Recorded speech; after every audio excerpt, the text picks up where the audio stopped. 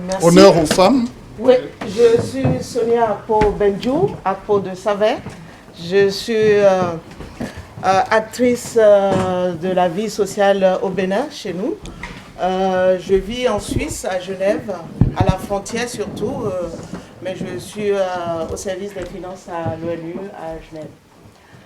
Voilà. Moi, je n'ai pas de questions à poser à nos honorables invités. Bien surtout une préoccupation. C'est pour ça que je levais rapidement la main, parce que je voulais rebondir sur l'intervention de M. Azampo qui disait il faut veiller à ce que les élections se passent bien et qu'on aille aux élections et tout ça. C'est bien beau, c'est très joli votre discours. Mais si on va aux élections dans les conditions actuelles des choses, on perd. Voilà. On perd.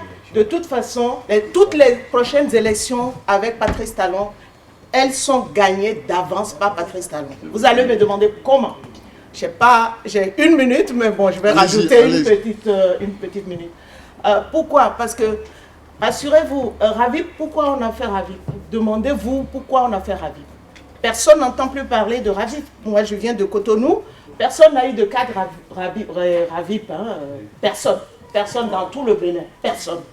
Donc, dites-vous pourquoi on a instauré Ravib.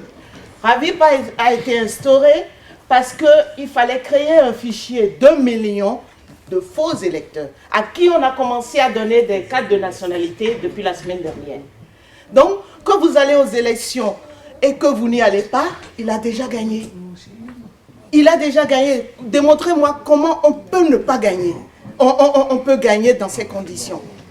Donc, ce n'est pas une question, c'est juste une intervention pour vous mettre le doigt là-dessus, comme quoi il y a un fichier fictif qui est là et qui va être employé pour les prochaines élections. 1. Et de 2, pourquoi monsieur le gouvernement de Talon a émis 2 filtres? On n'a jamais vu ça. Il y a 2 filtres. Il y a le filtre des électeurs et le deuxième filtre, c'est le 10% national. D'accord? Bon, vous allez perdre. La prochaine opposition, c'est Madame Claudine Prudencio, qui va se lever, qui va dire « Ah mais non, moi je ne suis pas avec Talon, nanani ». Donc l'opposition va être formée. L'opposition va être formée en leur propre sein. On va leur donner peut-être 15 voix. C'est d'ailleurs pour ça qu'elle a attaqué dans la 6e circonscription récemment, le honorable Jonathan. Donc, si on ne va pas aux élections avec ce code. Bloquons tout, n'allons pas aux élections avec ce code. Ne boycottons pas, mais faisons tout possible pour ne pas aller aux élections avec ce code, ni cette charte de parti. Battons-nous. Merci. Merci.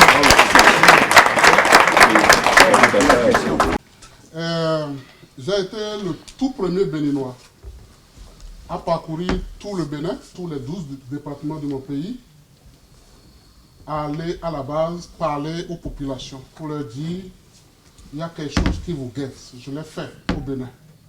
J'ai parcouru tout le Bénin, 12 départements. Je suis le premier Béninois à le faire.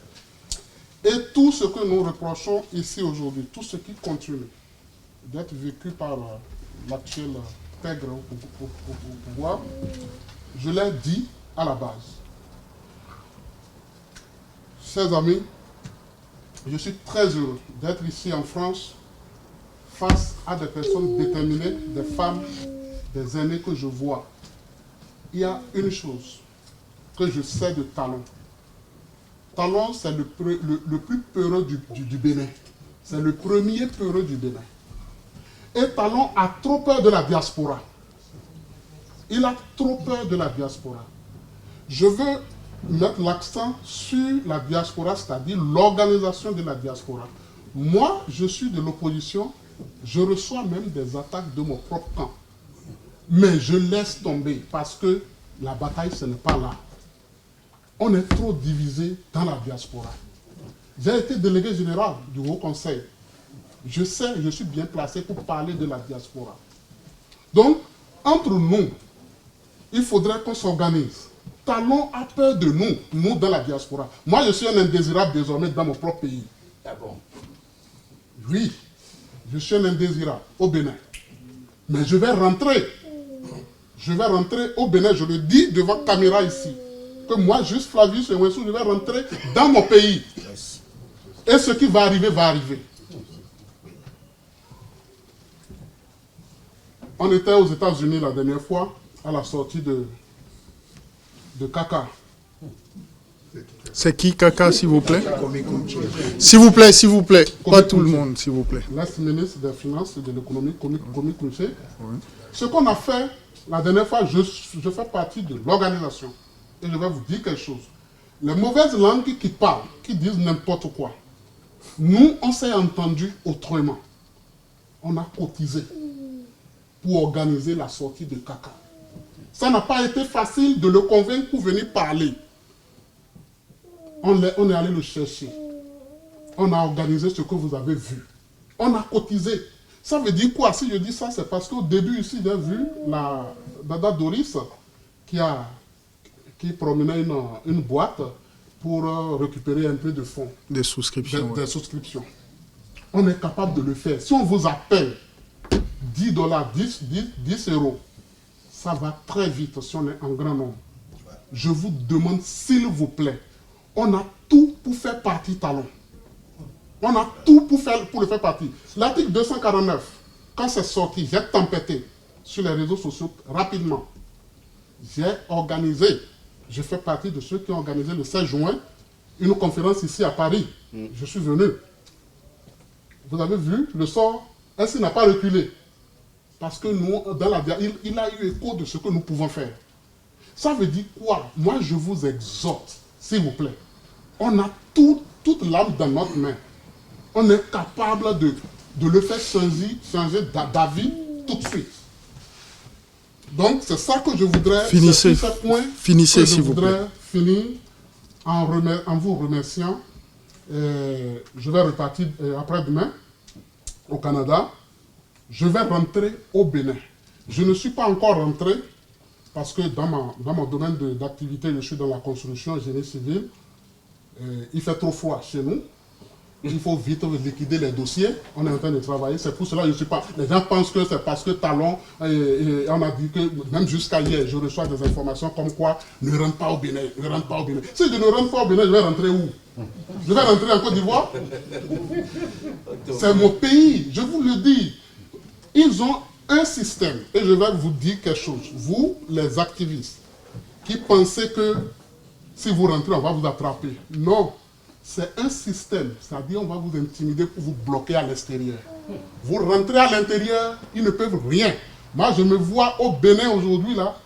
Donc, on va venir m'arrêter comme un cabri. Vous pensez? Ça ne serait pas si facile, hein? L'autre a dit, il ne sera pas la personne qu'on va avaler avec la première gorgée, la pilule qu'on va avaler avec la première gorgée. Moi aussi, on ne m'avale pas avec la première gorgée. Pour finir, dans cette salle, certainement, qu'il y a des rupturiens. Je vais vous dire une chose. C'est sûr. Je vais vous dire quelque chose, sans vous mentir. Est-ce que c'est normal ce qui se fait, vous rupturiens? Oui. Ce n'est pas bien. La seule réponse qu'ils ont, c'est parce qu'on leur a coupé ce qu'ils mangeaient hier. C'est ça. C'est tout ce qu'ils ont. Ils sont incapables de défendre quoi que ce soit. Et vous pensez que c'est bien notre pays, le Bénin qui m'a vu naître, mon Bénin à moi, ce qu'on avait, on glorifie. Moi, j'ai fait une audio une fois. Quand j'ouvrais, quand j'étais délégué général, quand j'ouvrais les portes au Canada, je dis je suis béninois, automatiquement c'est qui je suis. Aujourd'hui, mon pays est par terre. Et vous êtes jeunes. Et vous continuez de supporter une telle chose. Sincèrement, mon cœur saigne. Et vous, Clébé, qui êtes ici, changez s'il vous plaît. Merci, monsieur. Romain Misson, je suis expert comptable commissaire au compte ici en France, à Paris. Et si j'ai accepté aujourd'hui parler devant la caméra, c'est parce que après cette réflexion, je me suis dit qu'il faut quand même que nous puissions dire les choses pour que chacun puisse prendre ses responsabilités. Moi, je vais d'abord répondre par rapport à ce que notre ministre Tigri. Les assises, on n'est plus à la phase d'assises. Ça là, il faut arrêter. C'est autre chose. Assises, c'est au début. Assises, là maintenant, on ne peut plus parler d'assises. Pour l'organisation des élections, par rapport à M. Azambo, oui, les prérequis n'existent pas. Donc c'est pour vous dire, sans prérequis, quelle élection? Puisque aujourd'hui, pas de récépissé, les candidats, les gens ne pourront même pas. Donc à un moment donné, ça veut dire qu'il faut changer encore. Donc ce n'est pas... Aujourd'hui, ce qu'il faut, comme l'a su bien dit, Talon c'est quelqu'un, on n'attendait pas cette gestion du Bénin du président Talon. Talon a fait tous les gouvernements. Yahi le connaît, vous le connaissez, puisqu'il a fait Yahi. Okay. Donc, il a fait Soglo, il a fait. Donc, aujourd'hui, quand on me parle de la responsabilité du peuple, moi je dirais plutôt c'est la responsabilité des hommes politiques.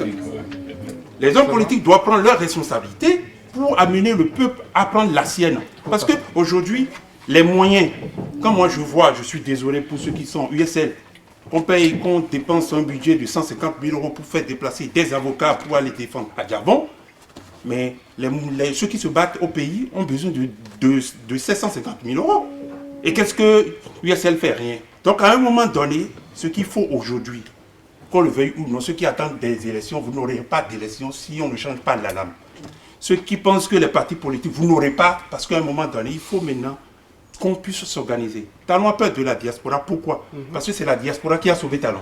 Ben oui. Okay. Donc, Talon sait que la diaspora est capable de faire en sorte qu'il tombe. Donc, quelque part, organisons-nous. Aujourd'hui, tout ce qui se dit aujourd'hui et ici, aujourd'hui, on n'est pas obligé, par exemple, de tout dévoiler parce qu'on parle aussi de stratégie. D'une manière ou d'une autre, je ne vis pas au Bénin et je ne vis pas du Bénin. C'est ça. Mais je vais vivre du Bénin, certes, mais à un moment donné, je prends mes responsabilités. Donc, c'est pour ça que je demande à mes frères et sœurs, mes aînés, moi, je suis prêt, comme nous l'a toujours dit le général, à donner ma part de contribution. Mais chacun n'a qu'à prendre la sienne pour qu'on puisse régler cette situation qui a été créée, même si j'en suis pas... Oui, qui a été créée par les hommes politiques. Et quand je vois aujourd'hui les gens qui souffrent, parce que ce que le Bénin coûte à chacun de nous, membres de la diaspora, c'est énorme. Donc il faut qu'on arrête cette situation qui est dans l'intérêt de tous. Et je vous remercie. Merci. D'asile, comme questionnaire pour la démocratie au Bénin, membre du comité du FSP dans la diaspora et membre du collectif des Béninois dans la diaspora. Je ne vais pas discourir longtemps, c'est-à-dire que quel est l'état de la nation aujourd'hui? Nous avons un talent très fort, il faut dire les choses, un délinquant financier dont l'objectif est de mettre la main sur notre pays pour en faire ce qu'il veut. Il faut dire que si on situe ça dans le contexte international actuel, les multinationales ont pris le pouvoir, l'élection de Macron en est donc le truc, et nous avons élu au Bénin un commerçant à la tête du pays. Ce qui fait qu'il est en accord avec les institutions financières pour dépecer notre... Quand le FMI vient féliciter le Bénin, de façon naïve, il le claironne à qui veut l'entendre, mais c'est très négatif pour notre pays. Alors, dans ça, nous avons, face à Talon, nous avons une opposition. Moi, je considère que les difficultés actuelles sont des difficultés temporaires et que l'opposition arrivera à surmonter ces difficultés pour aller à l'assaut de Talon. On n'a pas le choix. Parce qu'on constate aujourd'hui, si je vois le rap Génotin et autres, bon, les gens disent qu'ils ne peuvent plus rentrer chez lui. Ça dit que Talon a mis dans les faits les libertés fondamentales. Et ce qui me tient vraiment, c'est ça qui retire le plus mon attention. Les libertés fondamentales, c'est universel. c'est inhérent à l'homme. C'est comme on respire, on fait caca, on fait pipi. C'est-à-dire qu'on ne peut pas détacher un individu de sa liberté fondamentale. Et quand je vois que les prisons commencent à se remplir et que les gens commencent à retrouver le chemin de l'exil, ça me rappelle les années de la barbarie noire de Kérékou qu'on a vécu ici. Et ceux qui ont connu ces années ici savent comment c'est très difficile de choses. Bon, je ne vais pas développer plus loin, mais ce que je vais dire, la tactique actuelle n'est pas du tout électoraliste. Ceux qui ont des illusions dans ces domaines n'ont qu'à les faire dans leur poche. Parce que comment voulez-vous avoir des élections libres aujourd'hui au Bénin avec tout ce que nous avons fait? La loi électorale, la charte des partis, la caution. Et maintenant, ils veulent foutre dehors ceux qui osent parler. Mais attendez, il faut avoir des illusions. Il faut laisser tomber ces c'est-à-dire que nous sommes à un stade où le peuple doit aller à l'assaut de talent. Merci. Mais dans l'opposition, je fais confiance au FSP. Bon, je remercie donc nos invités, nos honorables invités, qui continuent de faire honneur à la démocratie dans notre pays. Parce qu'on a vu de leurs collègues, par la télé, installés par l'ancien régime, effectivement, et on les voit aujourd'hui, ces anciens collègues à eux, se déambuler dans la rupture. Mais nous, ça nous fait mal au cœur, en tant que patriotes et démocrates béninois.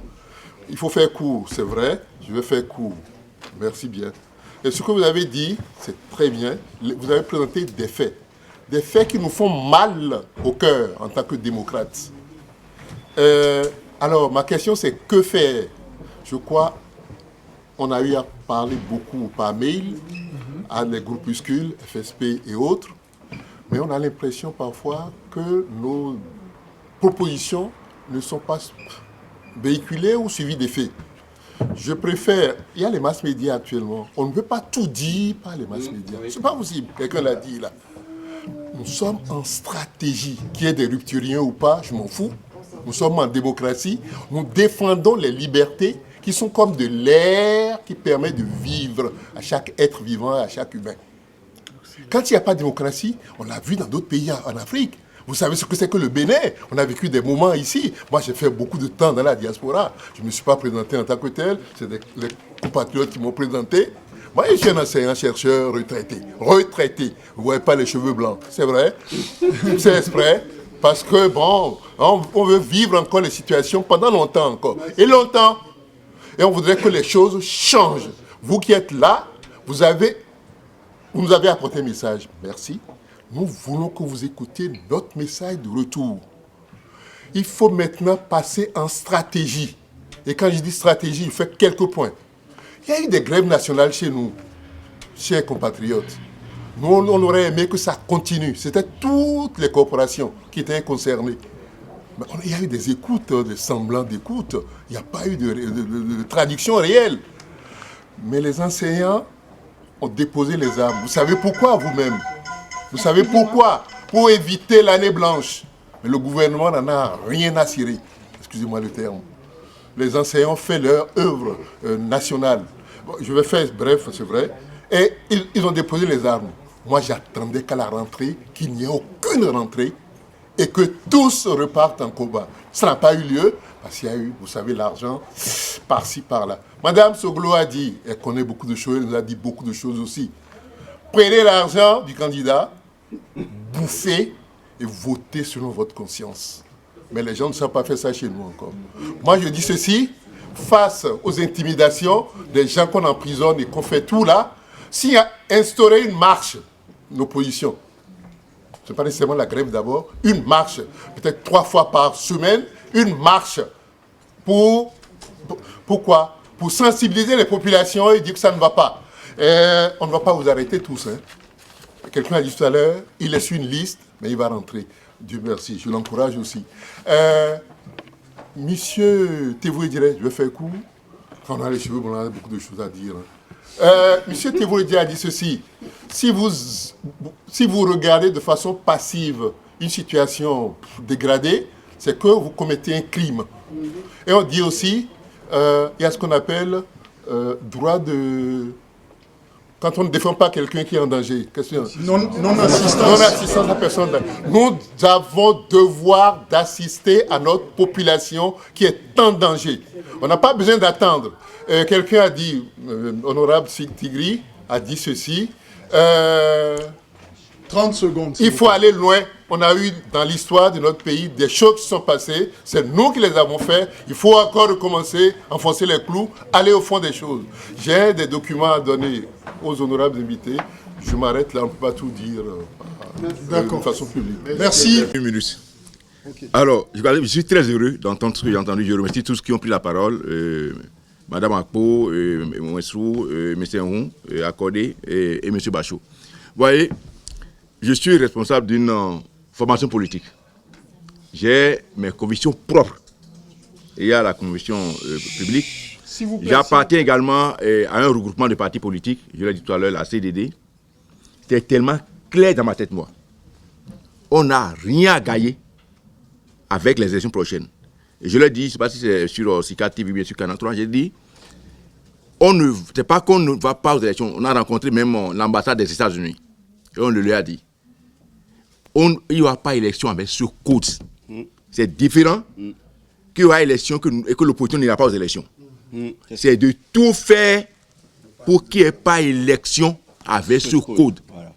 Et c'est très vrai ce que Mme Akpo a dit. On n'a rien à gagner, on ne gagnera rien du tout. C'est mal connaître les talents. Je m'en arrête là. Ok, merci. Monsieur Tigri, avant Monsieur Azanko, la question des assises nationales, elle a été vidée.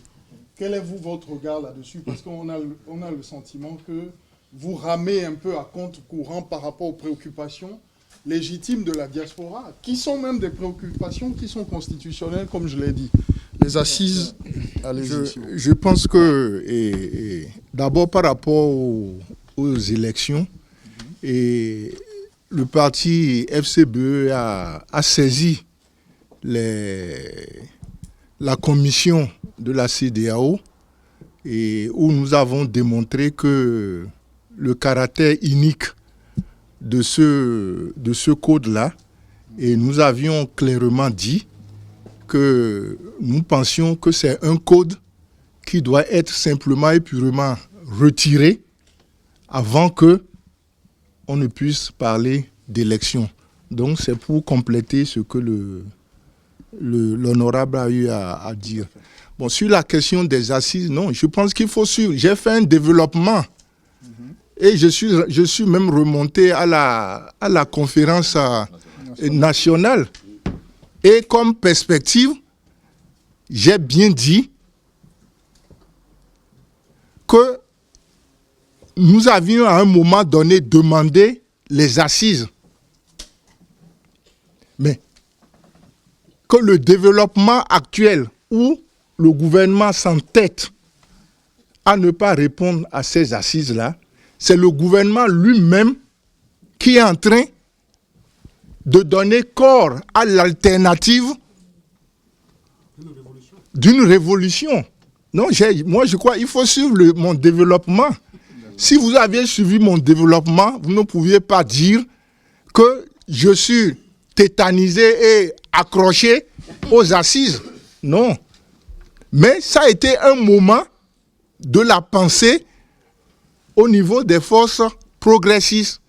Et il est bon chaque fois de rappeler cela, parce qu'on ne pourra pas nous dire qu'on n'a pas usé de toutes les voies de recours. C'est simplement dans cette perspective-là que j'ai fait allusion aux assises nationales. Voilà. D'accord. Donc on retient de votre intervention que vous avez dépassé au niveau du stade même des FCBE, la question même des assises, elle est derrière vous. C'est bien ça? Mais bien sûr. Okay. Et c'est le pouvoir lui-même qui est en train de créer les conditions. D'accord. C'est ça. Monsieur Azanko, en 1 minute et demie, je connais votre sens de la concision. Oui. La question, c'est les élections aujourd'hui. Vous parlez de téléphone qu'il faut... Alors, je ne prendrai même pas 1 minute. Ce que j'ai dit, je précise. Je suis en accord parfait avec Sonia, qui dit dans les conditions actuelles des élections, c'est du leurre. D'accord? Mais ce que je retiens, et je voudrais dire, je suis un démocrate, moi, je vois, il y a beaucoup d'interventions qui pensent que dans les conditions actuelles, effectivement, avec ce code électoral, élection, Talon va gagner à coup sûr. Mais je continue quand même de penser que il faut justement que nous nous battions maintenant. Il y a déjà, au sein, le ministre Tigri vient de le dire, il y a déjà une plainte qui est au niveau régional CEDEAO. Il faut continuer cette lutte-là. Il faut se battre pour que ce code soit retiré avant d'aller aux élections. Mais moi, je voudrais dire quand même qu'il ne faut pas qu'on tombe dans le piège de commencer par dire, on n'ira pas aux élections. Il faut dire, on va aux élections, mais avec un code qui est l'ancien code qui permet, d'accord, à tout le monde d'aller aux élections. Et après, une nouvelle Assemblée nationale va éventuellement réfléchir là-dessus. Moi, je dis toujours, je ne suis pas contre Talon en tant que personne, mais c'est son entêtement à faire n'importe quoi, je le dis, qui est dérangeant pour tout le monde. Voilà, c'est là-dessus, je suis clair. Merci, Monsieur Azanko. Alors, nous allons prendre une seconde série de 5 questions. Même principe. Je m'appelle Simon Diaou, je suis informaticien. Je voulais mon souci aujourd'hui, c'est que mes prédécesseurs déjà, ils ont dit beaucoup de choses très positives. Par contre, moi j'ai un gros souci avec le président actuel, c'est la peur qu'il instaure chez les populations. Monsieur Tigri l'a bien souligné, les gens, il faut qu'ils manifestent, il faut qu'ils parlent. Mais le problème, c'est qu'on commence à les arrêter pour leur faire peur. Alors moi, ce que je dis, pourquoi on ne financerait pas des gens comme ça? Les Habib Arandessi, les Korogoné, juste Flavius qui est menacé, probablement le monsieur Dianoté aussi qui est menacé. Pourquoi on ne financerait pas pas de l'insurrection, je ne propose pas de faire une insurrection, mais des marches, des dénonciations pour des personnes comme ça. C'est-à-dire que Talon, en son temps, il a fait exactement la même chose. Il a financé la société civile, il a financé... Juste une petite minute. Et juste là, bien souligné, on a payé des avocats, 150 000 euros d'avocats pour Adjamon à lui tout seul. Alors qu'il y a des gens, pour Ogoné, il y en a 1000, il y en a des millions au Bénin. Si tout le monde se soulève, je pense que Talon, à un moment, il va sortir, il va partir. Et le deuxième point que je voulais juste souligner, c'est que là, on parle beaucoup des élections présidentielles qui vont venir. En attendant les présidentielles, je pense qu'il y a les législatives en 2019. Déjà, il faut se battre pour que l'opposition gagne les élections de 2019. Je ne sais pas dans quelles conditions. Est-ce qu'on va aux élections avec le code électoral tel qu'il a été voté actuellement? Est-ce qu'on va le modifier d'ici là ou autre? Je n'en sais strictement rien, mais déjà, commençons par un focus sur les élections législatives de 2019. Et ensuite, on financera toutes les campagnes d'information, d'entêtement, de dénonciation aussi. Ça, c'est important pour moi. Voilà les 2 points sur lesquels je voulais insister. Oui. Membre du comité du FSP dans la diaspora, je suis accessoirement informaticien. Je vais essayer de faire vite. Je vais aller à un style télégraphique sous forme de thèse. Nos témoins, nos grands témoins viennent de nous apporter une preuve supplémentaire de ce que chacun d'entre nous ici sait déjà. Aujourd'hui, Patrice Talon et ses amis ont fini de démolir la démocratie et l'état de droit. Donc aujourd'hui, notre pays, le Bénin, se trouve dans une situation d'un état de non-droit. Ça, c'est la première chose.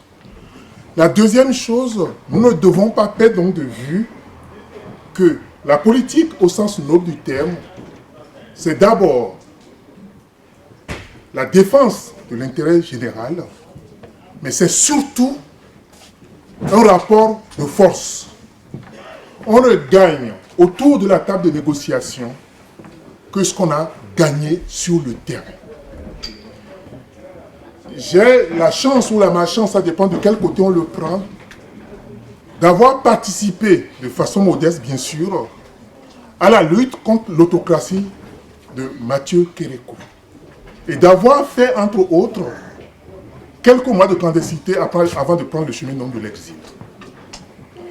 Ça veut dire quoi? Ça veut dire concrètement qu'aujourd'hui, non seulement les élections ne peuvent plus servir qu'à légaliser l'autocratie de Patrice Talon, mais qu'en plus, si nous ne voulons pas donc aller dans cette direction-là, il nous faudra nécessairement, d'une manière ou d'une autre, mettre en place, à la fois dans notre pays et dans la diaspora, toute la logistique, pour résister, pour que notre peuple résiste, 2, pour que notre peuple organise un type de désobéissance civile générale, et 3, pour partir à l'assaut de cette bande de criminels qui dirige aujourd'hui à Cotonou. Ce qui veut dire donc que la principale tâche qui s'impose à nous aujourd'hui dans notre pays, elle consiste tout simplement à faire dégager, je dis bien dégager, cette bande de criminels. Bien sûr, beaucoup de nos compatriotes pensent que quand on parle donc de bande de criminels, que ce sont donc des injures publiques gratuites. En réalité, non. Depuis 3 ans, tout ce que Patrice Talon et sa bande font, ce sont donc des crimes économiques. Le siphonnage des maigres ressources de notre pays, l'endettement faramineux de l'État béninois aujourd'hui, l'embastillement donc des démocrates, des jeunes qui osent dire que ce qui se passe hypothèque donc leur avenir, montre que nous avons à la tête de notre pays aujourd'hui de véritables criminels. Donc la question qui se pose à nous aujourd'hui, le défi qui est devant notre peuple aujourd'hui, ce ne sont pas les élections. C'est de dégager cette bande de criminels de la tête de notre pays. Je vous remercie.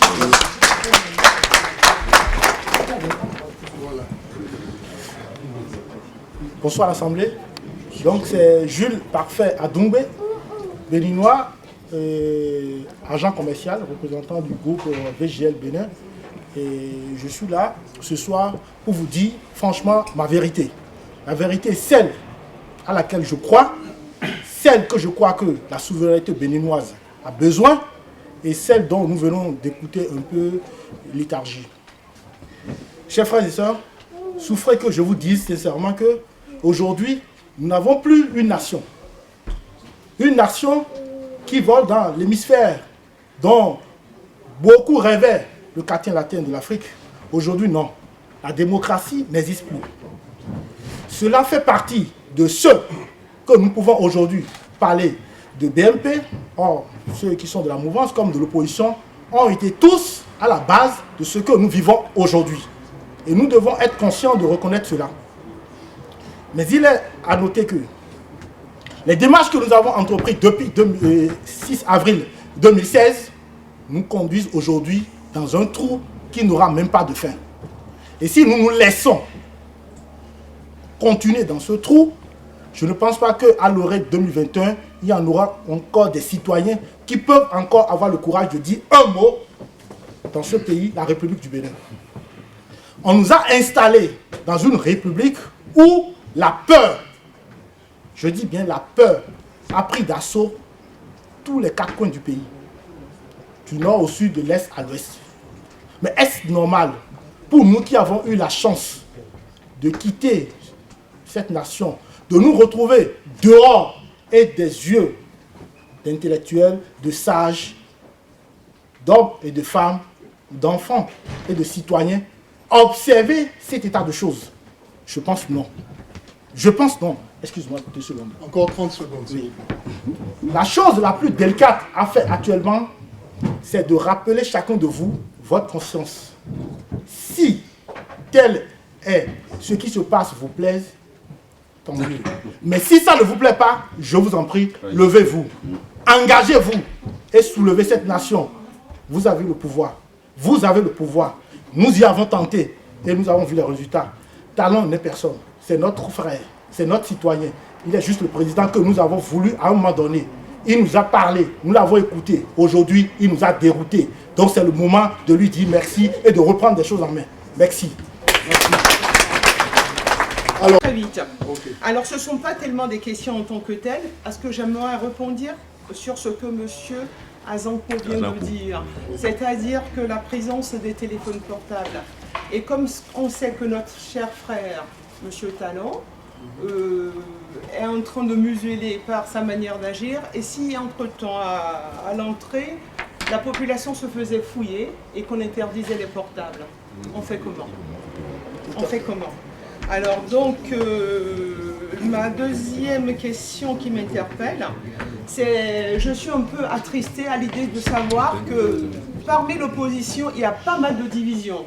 Alors donc moi, ce qui me fait très mal, qu'est-ce qu'il faut faire pour que nous de la diaspora ou l'opposition, que faire pour qu'on soit unis, pour tenir tête à M. Talon? Parce que bon, juste Flavius disait entre-temps qu'il a peur qu'on lui tienne tête. Qu'est-ce qu'il faut mettre en place plutôt comme stratégie pour lui tenir tête?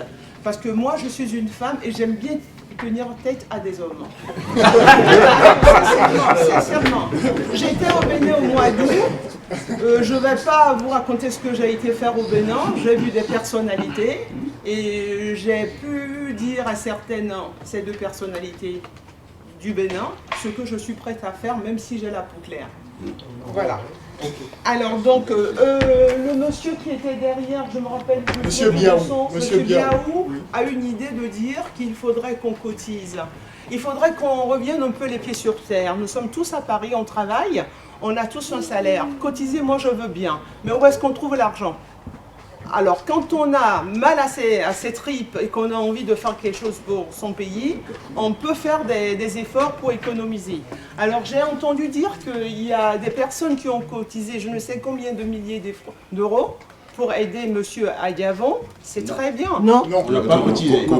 Ah ben oui. Non, c'est pour le soir commune. Ah d'accord, il a fait ouf, ça me rassure. Parce que je me dis, ben, j'aimerais bien connaître ces gens-là, pour leur dire, venez nous aussi en aide. Alors, M. Guénotin, j'aurais entendu dire une question particulière pour vous, que vous ne pouvez plus retourner. Moi, si j'étais votre épouse, je vous dirais, on retourne. Parce que la prison, elle est faite pour tout le monde. Voilà.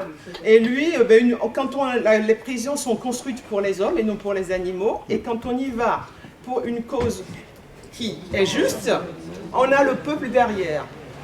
Ben voilà, on a le peuple derrière. Et moi, par rapport à des forums, j'arrête pas de dire, je vais terminer, monsieur, pour savoir qui a des nouvelles de monsieur Koroboné. J'arrête pas de le dire. Parce que là-bas, il ne faudrait pas qu'on l'oublie. Et monsieur Arandessi, j'arrête pas de l'avoir au téléphone. Même si c'est un monsieur qui passe de nuit en nuit, mais il faut les soutenir. Moi, je souhaiterais vraiment qu'on ne les oublie pas. Allez, monsieur, moi, je ne vous souhaite pas que vous soyez en prison, mais si c'est le cas, sachez que si moi, de ma personne, je peux faire quelque chose, de temps en temps, je prendrai de vos nouvelles. Mais il faut savoir que vous qui êtes persécuté par Talon, que ce soit monsieur Adiavon, vous, monsieur Soglo, vous n'êtes pas oubliés, hein. Mais malheureusement, je terminerai là-dessus, moi quand j'étais au Bénin, j'ai vu mes frères et mes sœurs, ils ont tous peur. Voilà, on parle beaucoup, nous Béninois on parle beaucoup, on n'a que la bouche, mais pour aller devant, ben, tout le monde a peur. On te dit, toi Dada, vas-y, wabouyibo, amlaïa, wenaïwe. Akaïo, mais le goudo, le met des boussons le goudo.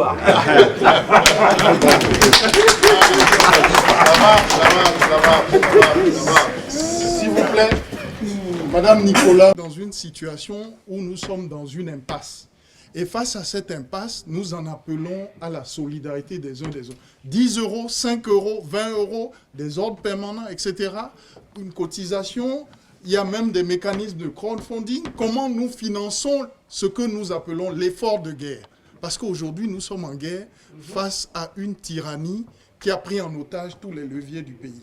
C'est véritablement un cri de cœur, un message que je vous lance pour que vous ne perdiez pas ça de vue en disant « Nous sommes venus ici, c'était une bonne conférence, on a fini et chacun rentre chez lui et on dort sur ses lauriers. » Non, c'est maintenant que le travail commence. C'est maintenant, parce que nous sommes sur plusieurs forats, ça parlote, etc. Mais il n'y a pas d'action. Il n'y a pas d'action.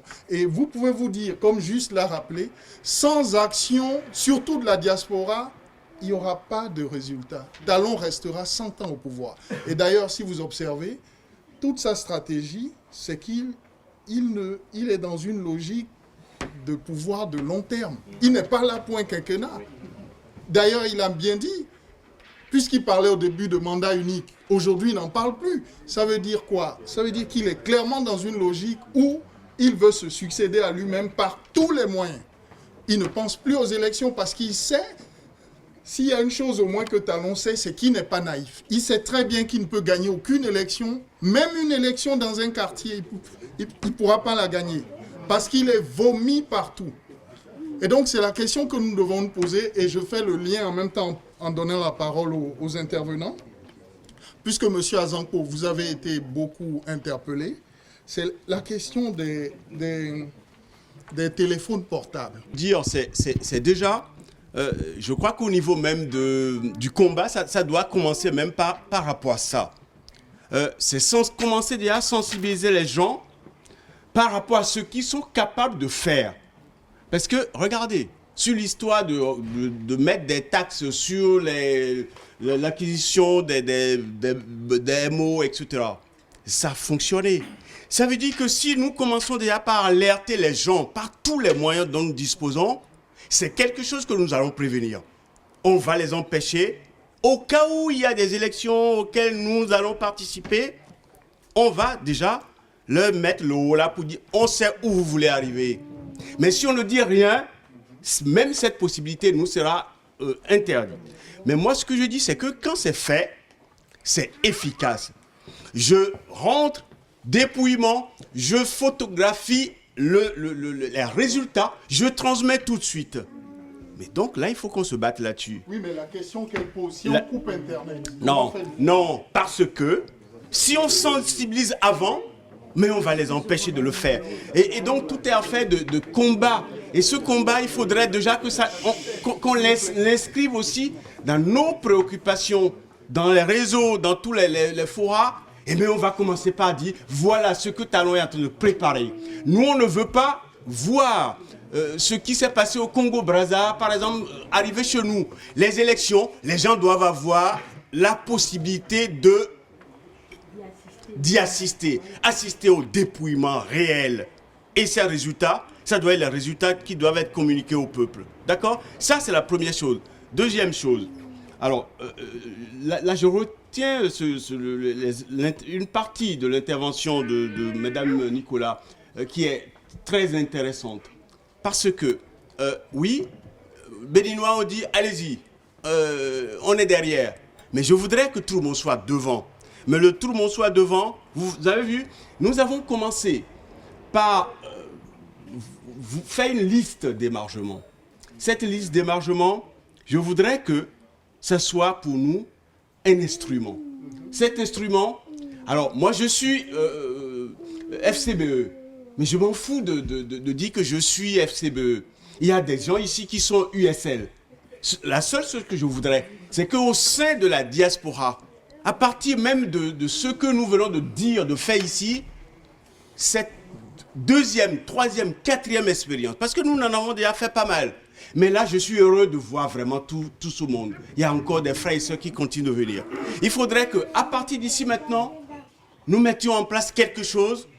Je ne sais pas si ça va être autour de FCBE. Nous avons une structure qui existe. D'accord? Ou du collectif. Moi, je ne veux pas dire, je ne veux pas tirer la couverture à moi ni à personne d'autre. Est-ce que nous, on est prêts maintenant à dire, on va travailler ensemble avec un comité qui sera mis en place. D'accord? Et ce comité, il faudrait que dedans, nous avons beaucoup de compétences. Moi, je dis toujours, le Bénin a tellement de compétences et on nous vient nous dire que c'est un désert de compétences. Le désert de compétences, c'est ce désert qui est au pouvoir en ce moment au Bénin. Mais pour les faire dégager, eh bien oui, il faudrait que nous nous structurons. Et il faudrait surtout qu'on ait des moyens. Ces moyens, ce n'est pas beaucoup de choses. Et ce peu de choses, nous pouvons contribuer à le faire. Merci beaucoup. Si vraiment on est volontaire, que chaque fin du mois, si chacun est capable, si c'est 20 €, créer un compte et on va servir à la diaspora, sur le compte pour la diaspora, comme vous voulez.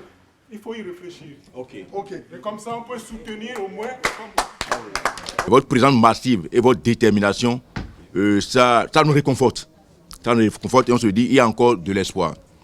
Alors, pour les questions structurelles, comme l'a dit Papa Bachot, Je crois qu'il y a des trucs stratégiques, et nous ne pouvons pas les installer ici. On va prendre des contacts individuels pour pouvoir asseoir vraiment la stratégie.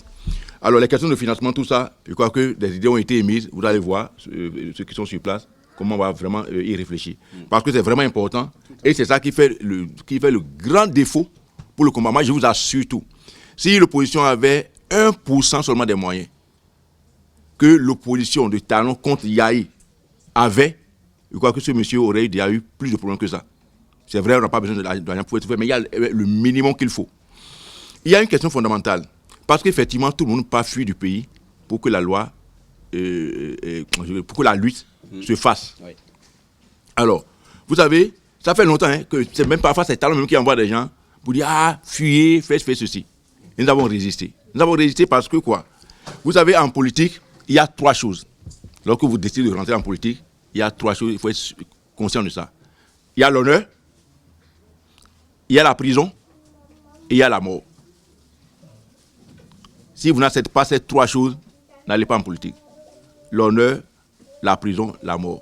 Et pour ceux qui m'ont suivi, si j'ai gardé ce cap-là, c'est parce que j'ai intériorisé un certain nombre de choses.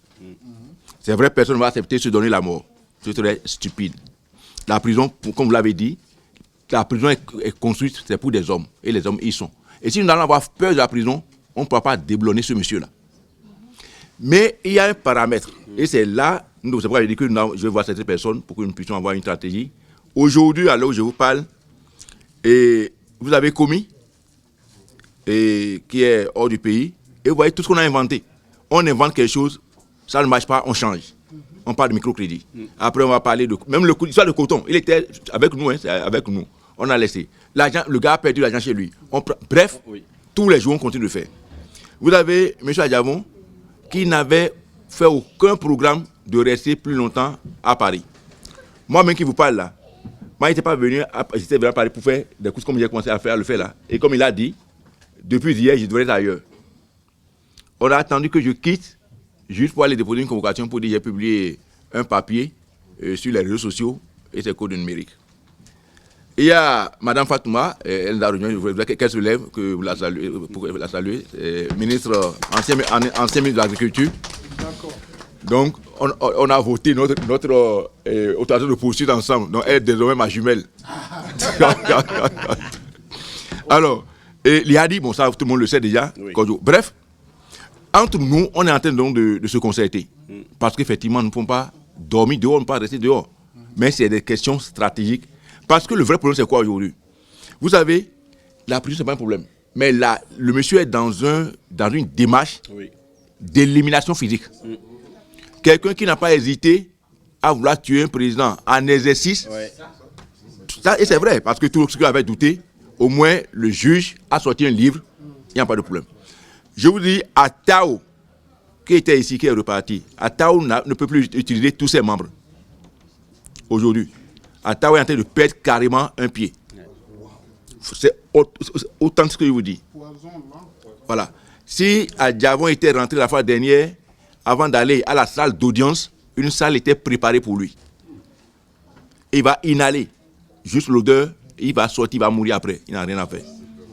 Parce que la chance que nous avons des gens aussi parmi eux. Nous avons assez d'informations. Donc, la prison n'est pas du tout un problème. Donc, nous sommes en train de nous concerter, nous tous. Et il y a un conseiller ici, peut-être qu'il est tellement discret, mais je vais le présenter, M. Dessous. M. Dessous, il a beaucoup d'informations. C'est l'enfant de Maître Robert Dessous. Vous voyez, donc beaucoup de choses, tout ça. Donc, on est en train d'échanger pour voir les stratégies les meilleures pour savoir comment faire. Donc, c'est ce que je peux dire pour le moment. Donc, avec le groupe restreint, on va y réfléchir. Par rapport à la question qui a été posée à l'honorable, moi je dirais qu'il ne peut pas se prononcer, il ne peut pas en décider. C'est une question éminemment politique, mais aujourd'hui qui concerne toute la coalition. Donc, ce qui est le mieux pour lui et pour l'opposition, je crois que la réflexion sera menée et la décision sera prise.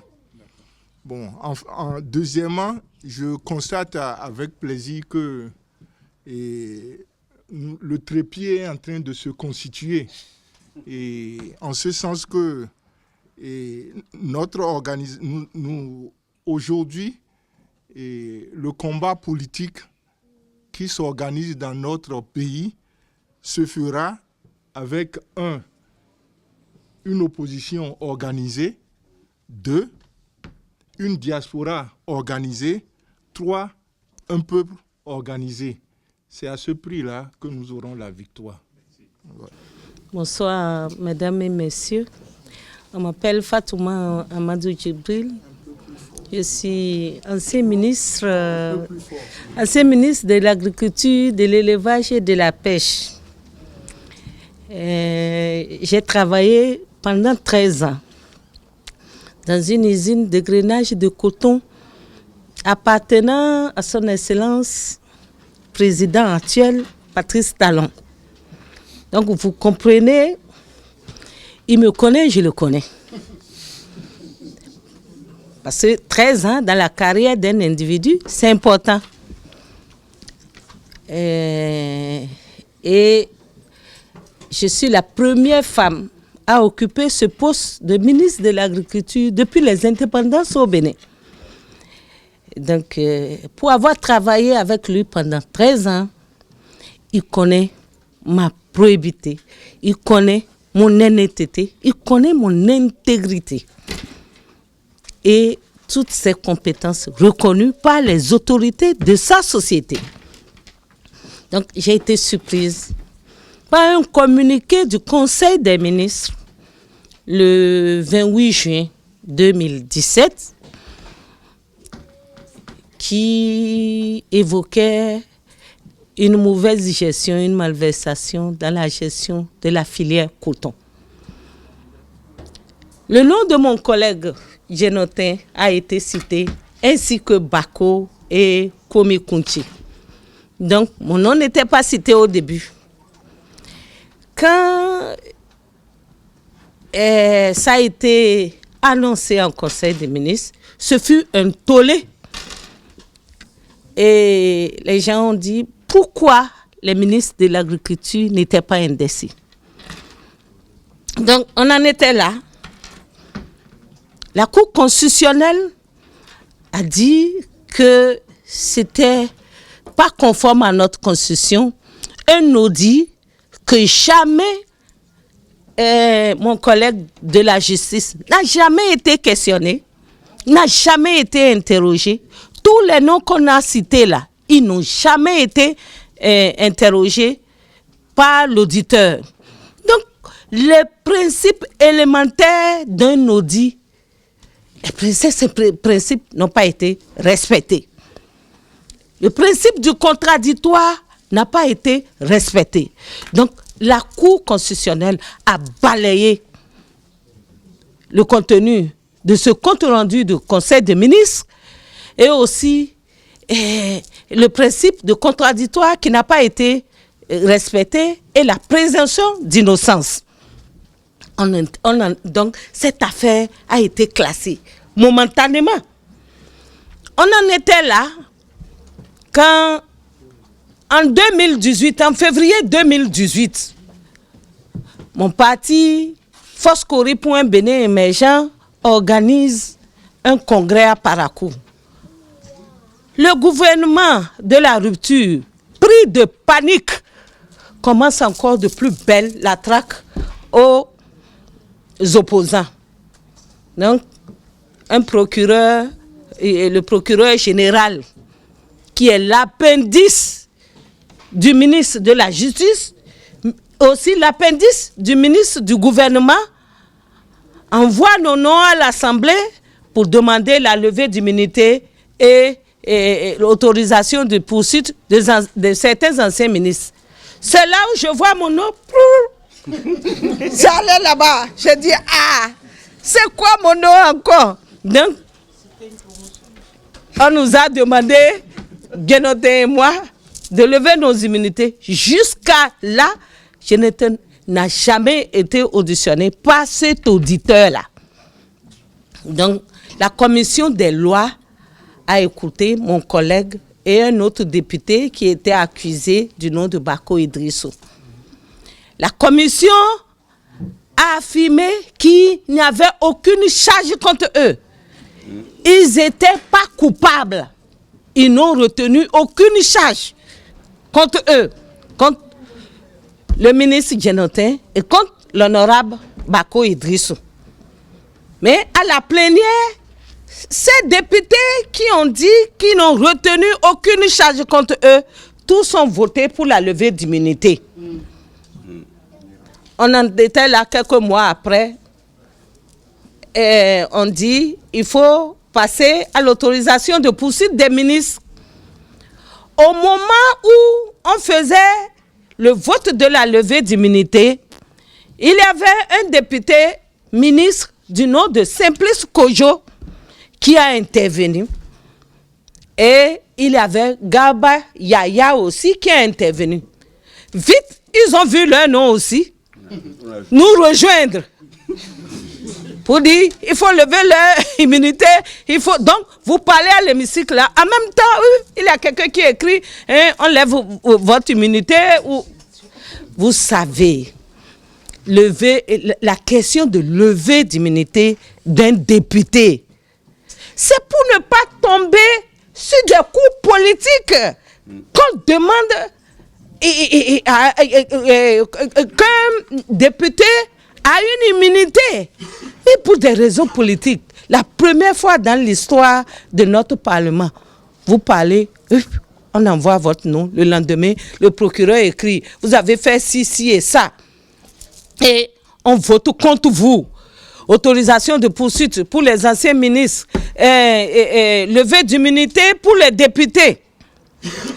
Entre-temps, je ne sais pas, le courant novembre 2017, encore, ils m'ont convoqué parce que les dossiers, tous les jours, on vous colle au dos, on monte sur pied, de toutes pièces les dossiers, on vous colle.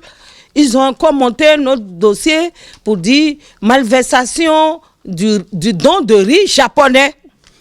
Mais ce n'est pas le ministère de l'Agriculture qui pilote le riz japonais. C'est le ministère du Commerce. Ils m'ont invité, j'ai dit, ils m'ont convoqué à la brigade de recherche avec certains cadres de l'ONASA. J'ai dit, l'ONASA a un bras opérationnel dans cette histoire-là. Ce n'est pas le ministre de l'Agriculture qui s'en occupe, c'est le ministre du Commerce. Et voilà la communication du ministre du Commerce. Là, 24 heures après, on m'a libéré. Donc, on poursuit toujours la mauvaise gestion au niveau de la filière coton. Pour les intrants, la passation de marché des intrants, ils disent que ou c'est Djenotin qui a substitué certains adjudicataires, ou c'est moi, ministre de l'Agriculture, qui ai substitué certains adjudicataires. Puisque j'étais venu après, quoi. Donc, on ne sait pas comment formuler ça, mais c'est comme ça dans leur cahier de charge. Ou c'est M. Djenotin, ou c'est Fatouma. Voilà. Quelle est cette façon d'accuser les gens? Moi, je ne sais pas, je ne comprends pas. De toutes les façons, ils ont voté au Parlement l'autorisation de poursuite de Djenotin et de Fatouma Amadou Djibril. La suite, vous le connaissez. Donc, on était là, précipitamment, on a créé une cour de répression économique, de répression des infractions économiques et du terrorisme. La criette. Donc, tous les anciens ministres devaient passer par là. On a vu sur les réseaux sociaux ce bordereau. C'est pas possible. Ils ont eu l'autorisation pour nous poursuivre à la haute cour de justice. C'est quoi cette histoire de criette qui est une cour d'exception? Donc, on est là. La criette tant décriée au Bénin. Une cour d'exception. C'est quoi? On retourne au Moyen-Âge ou bien c'est quoi? Hein? On retourne au Moyen-Âge du temps du fascisme de l'Italie ou de nazi des Allemands. Ça, c'est dépassé, ça. Une cour rétrograde où on veut envoyer les ministres sur une affaire montée de toutes pièces. Et nous dit que jusqu'à aujourd'hui, nous n'avons pas vu. Vous savez, l'actuel président a fait sa fortune sur le coton. Mais quand il est arrivé, il devait nous féliciter parce que quand il partait en 2012, le tonnage national du coton était à 174 000 tonnes. Au moment où j'ai été nommé ministre de l'Agriculture de 240 000 tonnes, on est passé à 350 000 tonnes. Ça veut dire que au moins, on a pu relever la production nationale. On devait nous féliciter. Mais aujourd'hui, qu'est-ce qui se passe? On ne sait pas comment le coton est géré. Même s'il se lève, ils disent 1 million de tonnes, c'est ça on connaît. Il n'y a plus, comment on l'appelle? Il n'y a plus les agents de conditionnement qui vérifient la qualité du coton. Tous les autres acteurs sont balayés. La Sonapra, les cadets, ceux qui regardent la qualité, ceux qui encadrent nos producteurs, nos paysans, il n'y a plus ça. Tous ont été effacés. Et c'est maintenant l'AIC, avec son patron, le chef de l'État. Et vous comprenez ce qu'il y a, le conflit d'intérêts qu'il y a. Donc on ne sait pas, c'est ce qu'on nous déclare, qu'on reconnaît. Mais je crois qu'il faut qu'il ait l'honnêteté, la gentillesse de reconnaître au régime de faim que nous avons quand même pu accroître la production nationale. Bon, on est là, on est toujours persécuté, poursuivi. Chaque fois que Foscori sort, voilà, il est encore d'autres têtes. On doit lever l'immunité d'autres têtes. On doit encercler, les policiers doivent encercler. C'est comme ça, on s'est retrouvés sur la terre française, mon collègue et moi.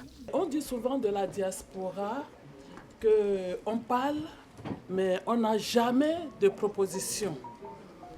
Nous avons vu la vie des femmes bafouée, je ne vais pas en revenir. Est-ce qu'il ne serait pas mieux d'envisager une nouvelle conférence nationale pour le Bénin et redresser notre pays? Merci. Aujourd'hui, est-ce que vous pouvez nous citer ou nous donner avec précision le nombre de biens publics tombés dans l'escarcelle de Talon? Parce que demain, quand le vent va changer de direction, nous allons tout nationaliser dans ce pays-là. Voilà.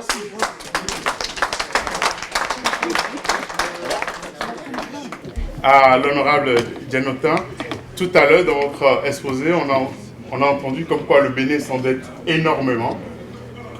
Et on va passer 50 ans à rembourser ces dettes-là, de génération sur de génération. Normalement, avant que l'État béninois, voire l'exécutif, aille s'endetter sur les marchés régionaux ou sur-régionaux, il faudrait l'accord de l'Assemblée. L'Assemblée doit valider pour donner son accord à l'exécutif. Est-ce que ça a été le cas? Si ce n'est pas le cas, que deviennent ces dettes? Est-ce qu'elles sont légitimes? Est-ce qu'on peut les refuser à un moment donné? Et ma deuxième question, ce n'est pas une deuxième question, tout à l'heure j'ai entendu parler, le président d'honneur de l'USL est à Paris et il n'est pas là. C'est parce qu'il n'est pas là physiquement qu'il n'est pas avec nous. Il est là, il est parmi nous, il entend en direct tout ce qui se passe et il nous soutient et il est derrière nous et nous dit bravo pour ces initiatives-là. Merci beaucoup. Merci Monsieur Bello.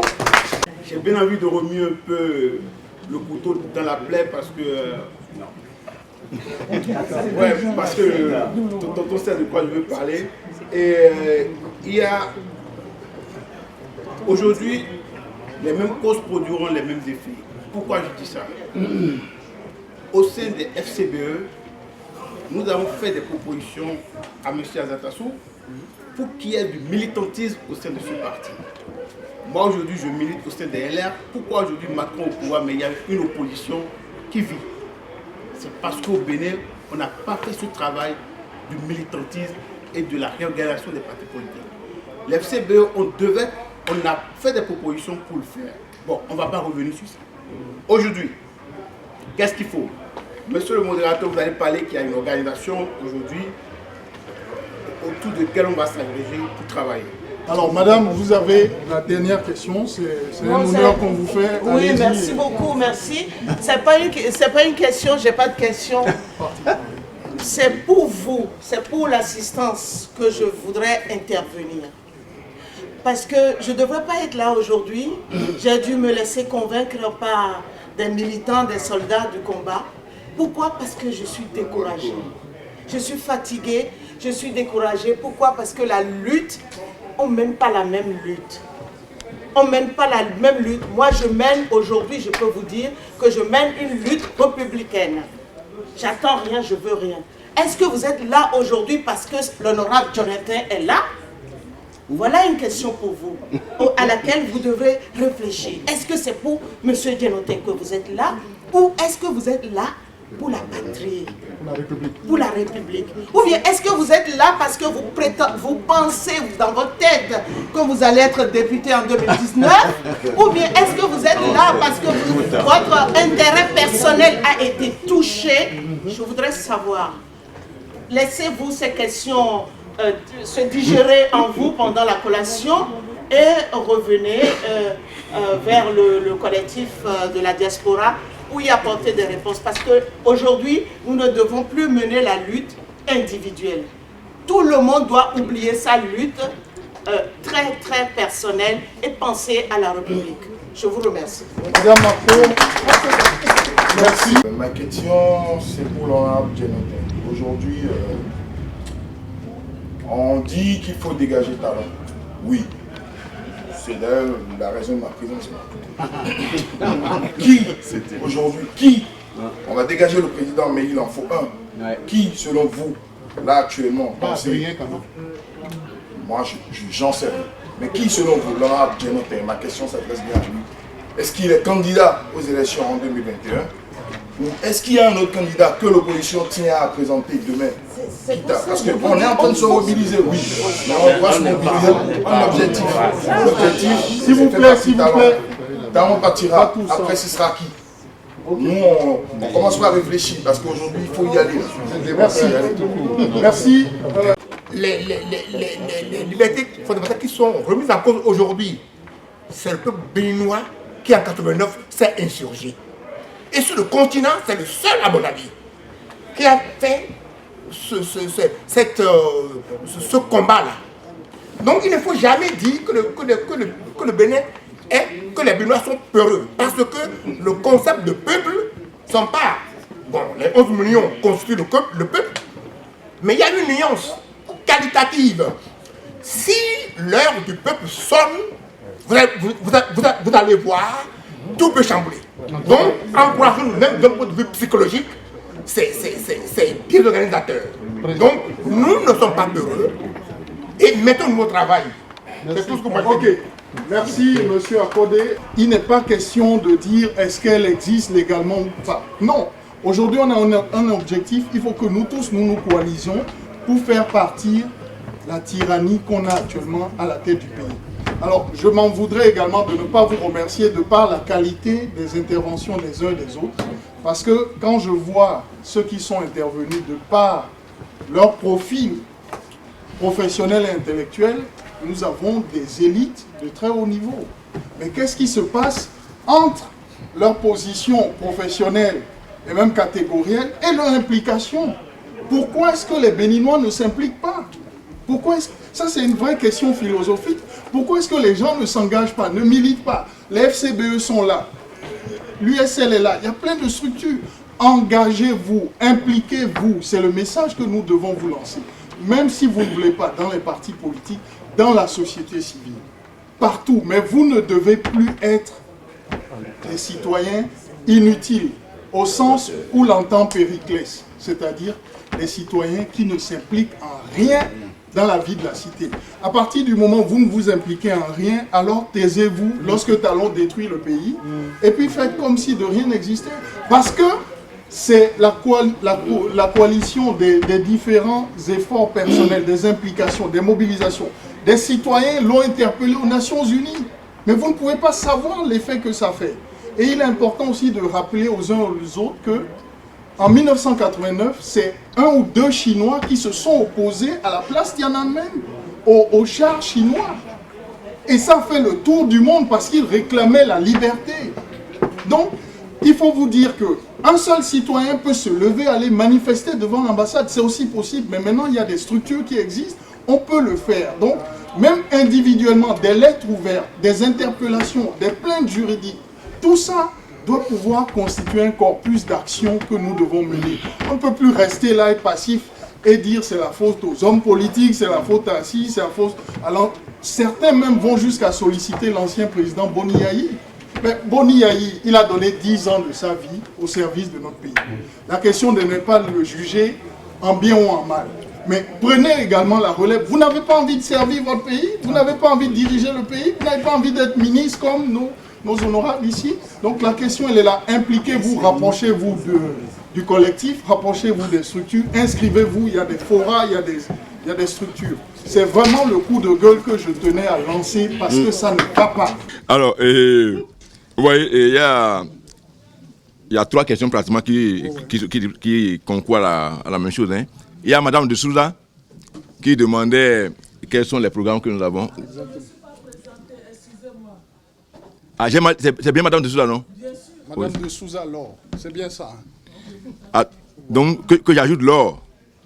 Non, vous êtes effectivement plus que l'or. Vous brillez et vous êtes belle.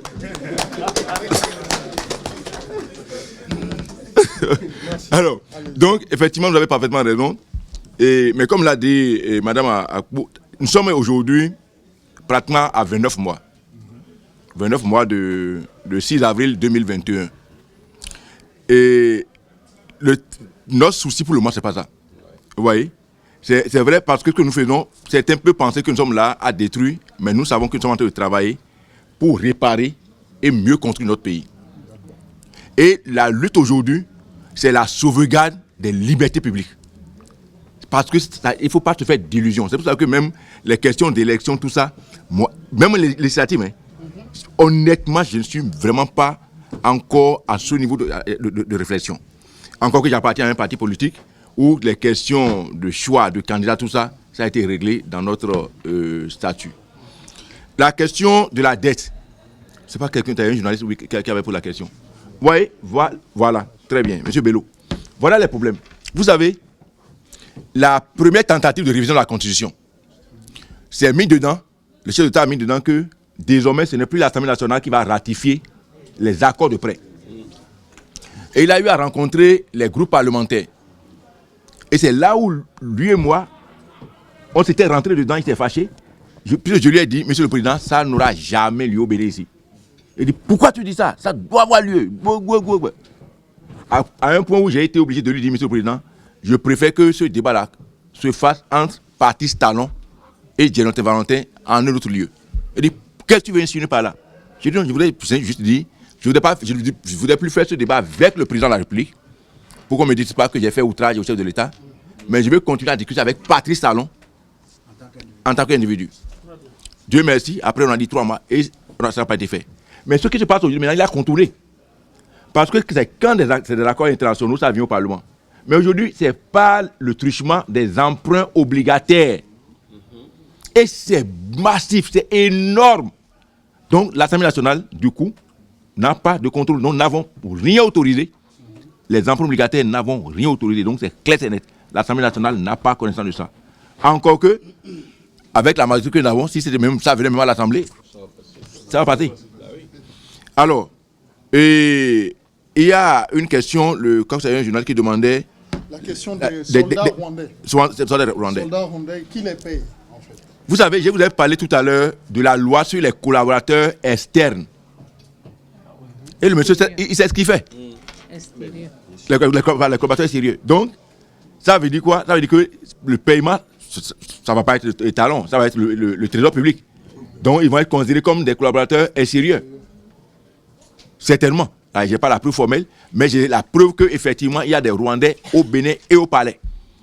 Je sais également qu'actuellement, on est en train de reconstruire, on est en train de faire des séparations à l'intérieur du Palais de la République, vous avez un côté où il y a les militaires béninois désarmés.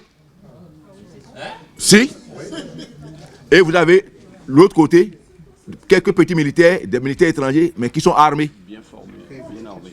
Alors, et qui va payer les dettes? Malheureusement, il m'a tellement mis la pression que je ne suis pas allé complètement au bout. J'ai mis ici, j'ai mis la saisine de la justice et des institutions à l'international. Et quand quelqu'un a émis l'idée tout à l'heure là. Et j'ai mis dans mes notes ici qu'il faut enquêter sur les contrats frauduleux, les biens mal acquis.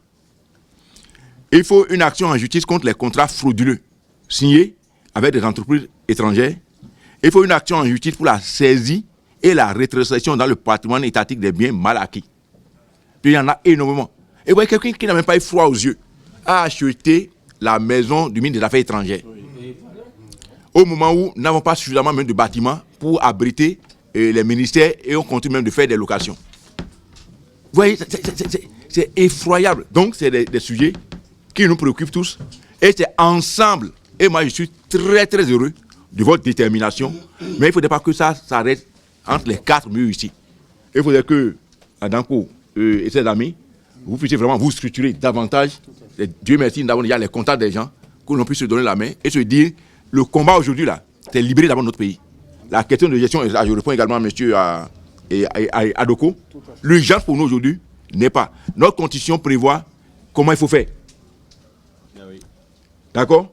Et lorsque le peuple va décider, je crois que les solutions vont être trouvées le plus rapidement possible. Mais ce qui se passe aujourd'hui, c'est affreux. Personne, même ceux qui sont rupturés, n'ont pas le droit de se taire. C'est un désastre qui se joue. Le Bénin est méconnaissable. Et nous, lorsqu'on a rencontré l'ambassade des États-Unis, on leur a dit, s'ils veulent faire économie, pour ne pas envoyer après des casques bleus au Bénin, ils ont intérêt à faire pression sur Talon aujourd'hui. Ça peut dérailler à tout moment.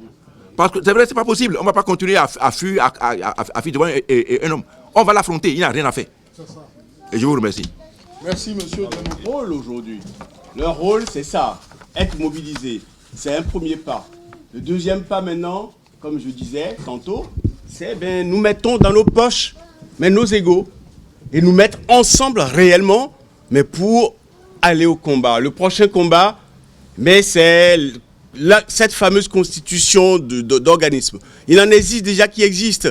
Et moi, je dis surtout à nos jeunes qui sont dans la salle, on peut reprocher aux partis existants beaucoup de choses. Mais si vous ne les intégrez pas, mais vous n'allez rien changer. Je suis heureuse d'avoir participé à ce débat et je crois que avec votre détermination, la détermination du peuple béninois, nous pouvons réinstaurer un état de droit et ressusciter la démocratie, puisqu'elle est déjà morte.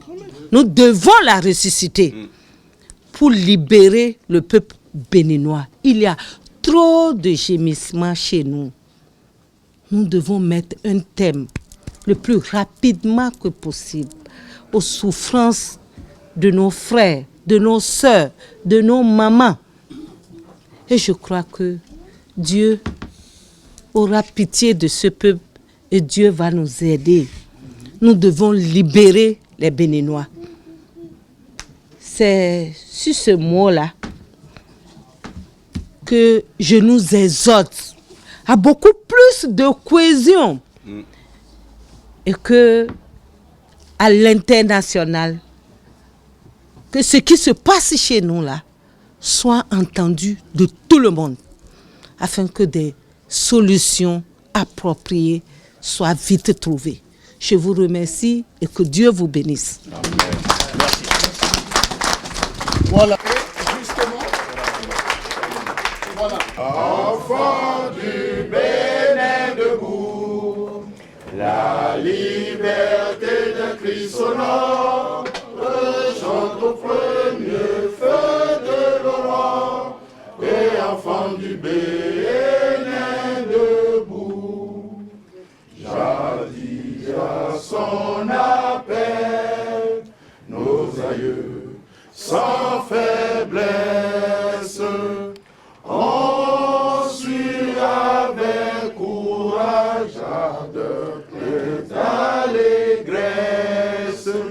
livrés au prix du sang, des combats éclatants. Accourez vous aussi, bâtisseurs du présent.